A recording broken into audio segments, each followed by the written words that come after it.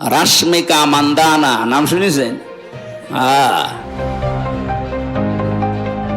গত কয়েকদিন ধরেই নেট দুনিয়ায় ঘুরে বেড়াচ্ছে ইসলামী আলোচক মুফতি আমির হামজার একটি মাহফিলের ভিডিও চিত্র, যেখানে তিনি ভারতের দক্ষিণী নায়িকা রাশমিকার রূপের বর্ণনা দিচ্ছেন। এমন একটি ভিডিওর খণ্ডচিত্র ছড়ানো হয়েছে।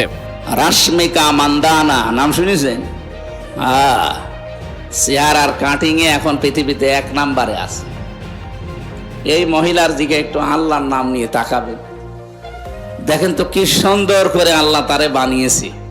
তার সেই বক্তব্যের পর নেট দুনিয়ায় বইছে সমালোচনার ঝড়। সবশেষ মঙ্গলবার এ নিয়ে নিজের অবস্থান তুলে ধরেছেন আমির হামজা।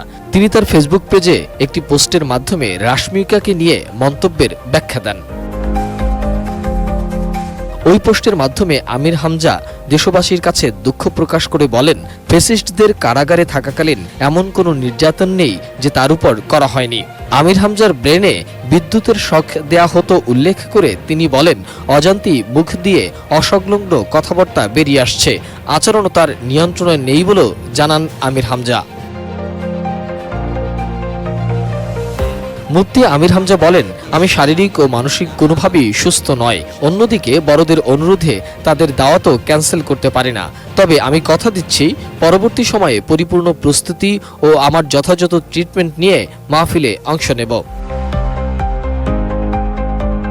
মূলত আমির হামজার সেই বক্তব্যটি খণ্ডিতভাবে প্রচার করা হয়।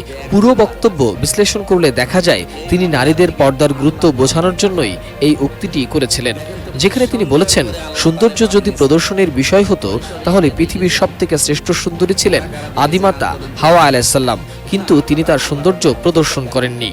দেখেন তো কি সুন্দর করে আল্লাহ তারে বানিয়েছে। এর চাইতে তাহলে শতগুণে সুন্দরী ছিল আমাদের আদি মাতা হযরতে হাওয়া আলাইহিসসালাম। কি বানিয়েছিলেন আল্লাহ তাকে। 2 নম্বরের নাম পেয়েছে হযরতে জুলাইখা, ইউসুফ নবীর স্ত্রী। 3 নম্বরে নাম পেয়েছে ইব্রাহিম নবীর বড় স্ত্রী হযরতে সাহারা রাদিয়াল্লাহু তাআলা আনহু সারা। 4 নম্বরে আমাদের নবী মুহাম্মদ রাসূলুল্লাহর ছোট মেয়ে হযরতে ফাতিমাতুজ জোহরা রাদিয়াল্লাহু তাআলা আনহা। এত সুন্দর করে মানুষকে আল্লাহ বানিয়েছিলেন, মেয়েদের ভেতরে 4 জনকে। সৌন্দর্য যদি প্রদর্শনের বিষয় হতো, এনারা বিশ্ব সুন্দরী হয়ে সারা দুনিয়ায় চেহারা দেখিয়ে বেড়াতেন। অথচ এই বিশ্ব সুন্দরীর তালিকায় যাদের নাম পেলাম, হযরতে ফাতেমা জীবিত অবস্থায় তো আছে, মরণের আগেও স্বামীকে বলেছিলেন, আমি মারা গেলে তাড়াতাড়ি করে আমারে কবরে দিয়ে দিও। বেশি মানুষ খবরও দেওয়ার দরকার নেই, মানুষ হয়তো কাপড়ের উপর দিয়ে আন্দাজ করতে পারে নবীর মেয়ে এরকম মোটা ছিল, এরকম পাতলা ছিল। নিজের চেহারাকে, নিজের পর্দাকে কত গুরুত্ব দিয়েছে তারা। আজ একটু চেহারা ভালো হলেই মানুষকে দেখান আপনি মানুষ।